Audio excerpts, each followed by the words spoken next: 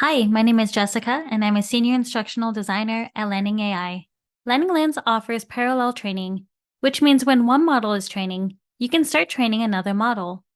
Let's say you want to build two models for the same dataset, one using the default fast training method, and the other using custom train at 30 epochs. To do this, click the train button to start the fast training process.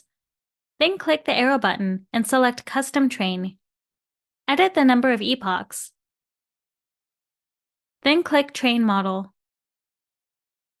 LandingLens trains both models simultaneously. You can switch between the models in the Models panel to view their progress. Visit the Landing AI Support Center and community for more information.